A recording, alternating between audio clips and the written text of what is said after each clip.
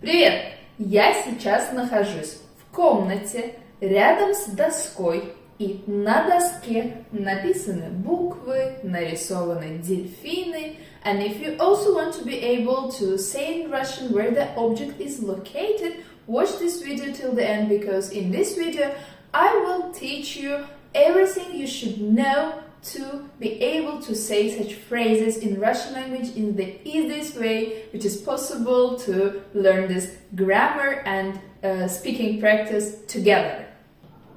My name is Camila, I'm a native speaker and Russian language teacher, and if you are looking for a teacher now, you can join my private lessons for learning Russian language and we will do it better together. And now let's start learning how to say how the objects or anyone is located in the space. To answer the question где это находится, which means where it's placed, you should know some moments. First of all, you should determine in which way this object is placed. I will explain. Depends on in which way it is placed. You have four variants to answer this question. First of all, you can use here the verb находится, which we hear in the question. It means placed. You can say доска находится в комнате, for example. And it's related, you can relate it to all variants. But three other variants are more specific and they depend on in which way the object is placed. For example, is it lying horizontally, is it standing vertically, or it's maybe hanging on the wall or on a device. And depends on it, you will use three different verbs. First of all, let's see what we will say if the object is lying. Or I say object, but actually it can be any person or any pet also. Let's see an example that, for example, тетрадь лежит на столе. Why I say? Because the notebook is just lying on the table in the horizontal way. The same I can say about the pen. For example, ручка лежит на столе. Again, you see, I say here лежит because it's lying. And now, for example, what about this board which is not lying but it's standing on the floor on its own legs in the vertical way? For such objects, you will not say лежит because it's not lying. You will say стоит, стоит for such objects which are standing on the floor or on the shelf maybe, but it's in vertical way. For example, we say тетрадь лежит на столе, but we will say стакан стоит на столе because it's not lying, it's standing vertically. Стакан means glass. Стакан стоит на столе, а тетрадь лежит на столе. And what about the third variant, which means hanging? Is hanged, you will say висит. You will say to the objects which are hanged on the wall, for example, pictures, posters, clocks, and for example, clothes which are also hanging. You will say it to everything which is not lying, which is not standing, but hanging. You will use here висит. For example, I can say кондиционер висит на стене. Кондиционер висит на стене. Or I can say картины моей дочки висят на шкафу. Картины или рисунки висят на шкафу. Why here I say it висят? Because it's in plural. I will give you the table with the conjugation of four of these verbs together, and you can make a screen or write it to your notes. You will definitely use these verbs. And let's make a small test to check how did you understand this topic, and I will give you three sentences where the verb is skipped, and you will just try to use here one of these three verbs. Depends on the meaning of the sentences and the way how these objects are placed. You should understand the translation and choose the appropriate verb and write your answers in comments. Please do it because it helps you to learn this better, because I will check and I will give you the feedback on your answers, and also it helps me to increase the activity on this channel, and it motivates me to record new videos. So please do it in comments. And also, if you watch this video till this part, please show me it with your likes, and I will know that how many subscribers now know how to use these verbs. And we will continue together. And the second moment which you should know to answer this question, где это находится, are the prepositions в and preposition на, which use in the most of the cases to answer this question because they show the place, these prepositions.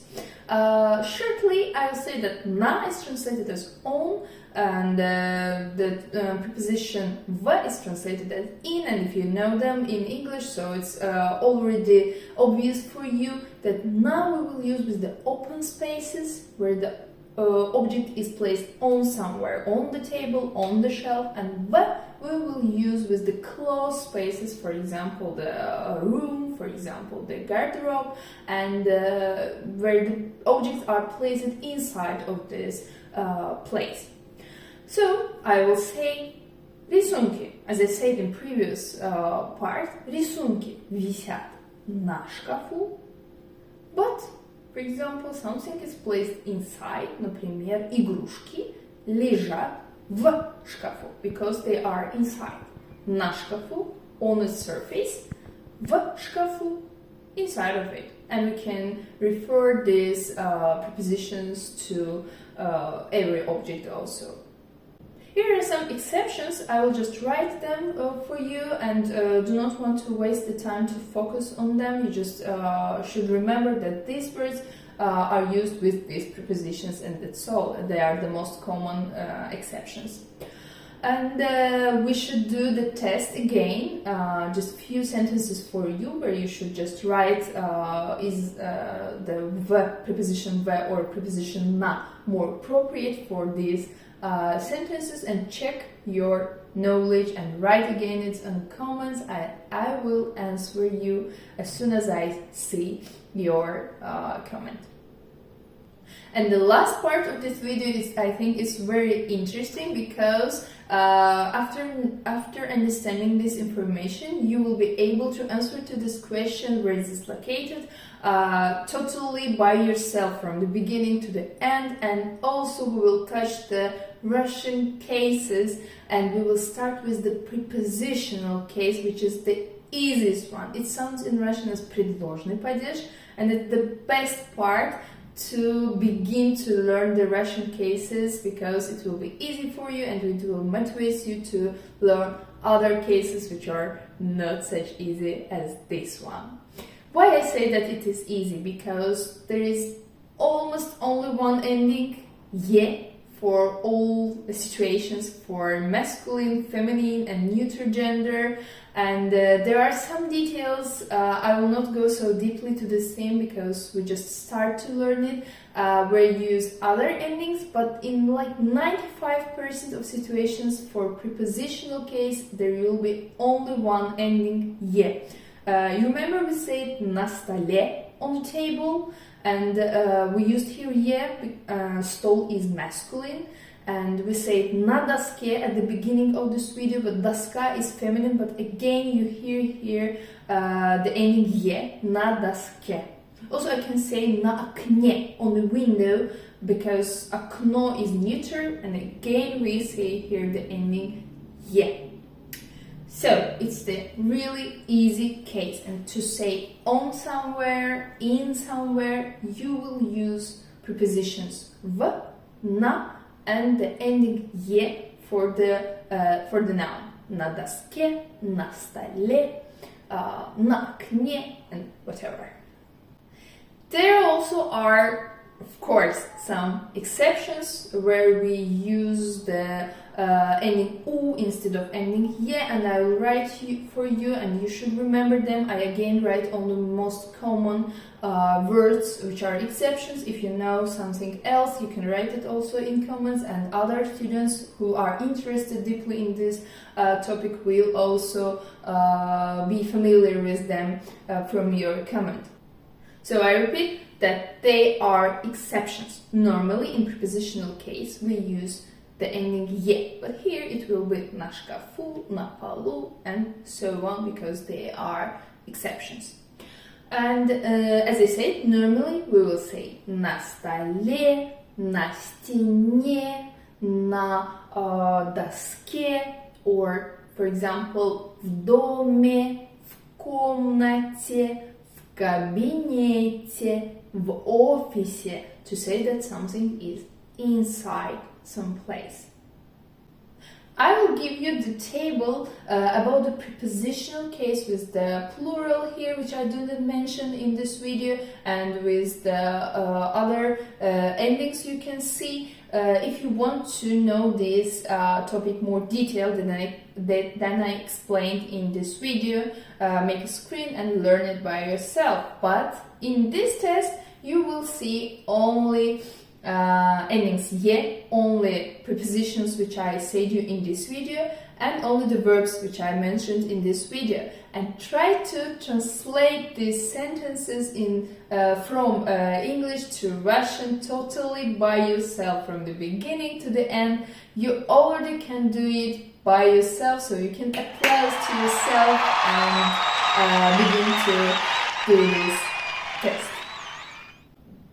I read all your answers to the 3 tests which I gave in this video, and also if something is not clear for you, please write it and ask in comments, and I will answer all your questions. And also you can ask and you can give the ideas for the next videos, what is interesting for you, what exact questions do you have to Russian grammar, or maybe any advices about the Russian practice. I will answer all your comments, so please do it. It helps you and it helps me. Удачи вам!